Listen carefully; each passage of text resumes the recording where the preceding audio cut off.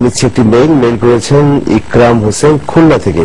তিনি লিখেছেন, if Imam believe that Allah নিরাকার ও সর্বত্র বিরাজমান and our Prophet sallallahu alaihi wasallam made by Nur, how we follow that Imam in first Salah? How we will join Jamaat with that Imam? Explain this. Okay, professor Ibrahim, আমাদের দর্শকের প্রশ্ন হচ্ছে যে কোন ইমাম যদি এই বিশ্বাস পোষণ করেন যে আল্লাহ নিরাকার এবং রাসূল করিম সাল্লাল্লাহু আলাইহি ওয়াসাল্লাম নূরের তৈরি, তাহলে সেই ইমামের পিছনে ফরজ নামাজ আদায়ের হুকুম কি? জি, কোন ইমাম যদি বিশ্বাস করেন আল্লাহ সর্বত্র বিরাজমান, আল্লাহ নিরাকার বা মুহাম্মদ সাল্লাল্লাহু আলাইহি ওয়াসাল্লাম নূরের তৈরি, তিনটাই কুফরি বিশ্বাস, তার ঈমান নষ্ট হয়ে যাবে। এখানে আল্লাহ সর্বত্র বিরাজমান, এটা হলো হিন্দু বেদ পুরাণের আকীদা বিশ্বাস যে সৃষ্টিকর্তা সর্বত্র সকল কিছুতে পরিব্যাপ্ত এবং বিরাজমান। এটা টোটাল হিন্দু ধর্মের বিশ্বাস, শিরকি কুফরি বিশ্বাস। এই বিশ্বাস থেকে তারা দুনিয়ার সবকিছু পূজা করে, কারণ বট গাছের ভিতরে ঈশ্বর আছে, পূজা করো, গাভীর ভিতরে আছে, পূজা করো, ব্রাহ্মণের ভিতরে আছে, পূজা করো। এটা হলো দুনিয়ার সমস্ত শিরকের মূল একটা কি আর কি, এটা চাবি। এটা তো এটা এত মারাত্মক কুফরি বিশ্বাস।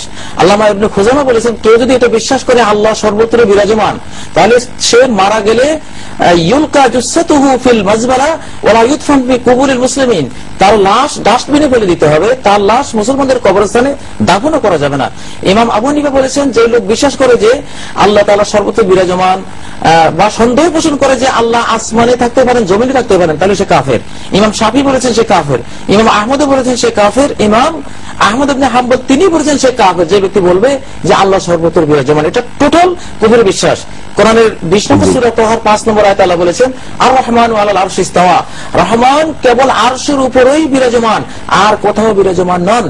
সর্বত্র তার রহমত বিরাজমান, সর্বত্র তার কুদরত বিরাজমান, সর্বত্র তার নিয়ন্ত্রণ বিরাজমান, সর্বত্র তার রিজিক বিরাজমান। আল্লাহ তার আকৃতি দিয়ে সর্বত্র বিরাজমান, এই আকৃতি না, এটা কুফরি। তিনি আরশের উপরে বিরাজমান আর সর্বত্র তার রহমত বরকত এগুলো বিরাজমান, এটা হলো একুরেট বিশ্বাস। আর আল্লাহ নিরাকার, এটা কুফরি বিশ্বাস। আল্লাহর হাত আছে, আকীদা যারা পোষণ করেন যে আল্লাহ নিরাকার এবং রাসূল করিম সাল্লাল্লাহু আলাইহি ওয়াসাল্লাম নূরের তৈরি, সেই ইমামের পেছনে নামাজ পড়া হবে না, তাকে জ্ঞান দিতে হবে। যদি জ্ঞানের পরে তিনি ফেরত না আসেন, এই ব্যক্তি ইমামতির যোগ্য না। কারণ ওমা ইয়াকফুর বিল ঈমানি ফাকাদ হাবাতা আমালুহু, ঈমানের কোন বিষয়ের সাথে যে ব্যক্তি কুফরি করবে, তার সমস্ত আমল, নামাজ, রোজা, হজ, যাকাত সব বাতিল হয়ে যাবে। ওয়া ফিল আখিরাতি মিনাল খাসিরিন, আখিরাতে সে হয়ে যাবে সম্পূর্ণ ক্ষতিগ্রস্ত, জাহান্নামীদের অন্তর্ভুক্ত। যেমন ইমামের পিছনে সালাত জায়েজ হবে না। মোহতারাম, কোরআনে কারিমে 7 বার এসেছে একই আয়াত, আর রহমান আল্লাহুল্লাযী খালাকাস সামাওয়াতি ওয়াল আরদা ফি সিত্তাতি আইয়ামিন সুম্মা ইসতাওয়া আলাল আরশ। আল্লাহ তার আরশের সমাসীন হয়েছেন। কিভাবে একজন ইমাম বিশ্বাস করতে পারে যে আল্লাহ সর্বত্র বিরাজমান? এবং একজন ইমাম বলেছেন যে কোরআনে 1000 আয়াত রয়েছে যে আল্লাহ আরশের উপরে বিরাজমান, আসমানের উপরে বিরাজমান। মুহাম্মদ সাল্লাল্লাহু আলাইহি ওয়াসাল্লাম তো মেরাজের রাতে উর্দু জগতে গিয়েছেন আল্লাহর সাথে, সেখানে সাক্ষাৎকারের জন্য কথা বলার জন্য। কারীম অথবা হাদিস গ্রন্থগুলোতে কোথাও এরকম সুস্পষ্টভাবে উল্লেখ আছে কিনা যে আল্লাহর রহমত সর্বত্র বিরাজমান?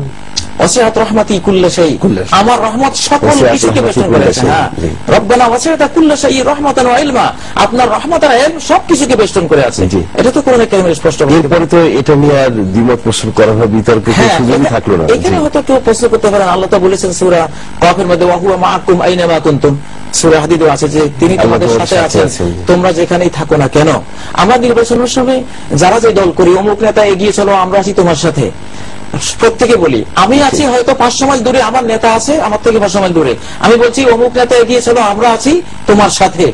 এখানে তোমার সাথে আছে মানে কি গায়ে গায়ে লেগে আছি? না, এর অর্থ হলো আমরা আছি তোমার সাথে মানে তোমার সমর্থনে আছি, ভোট দানে আছি, তোমার প্রচারে আছি।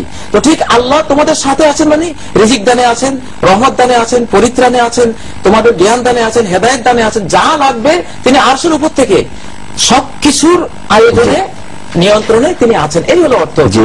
ধন্যবাদ নিচ্ছি।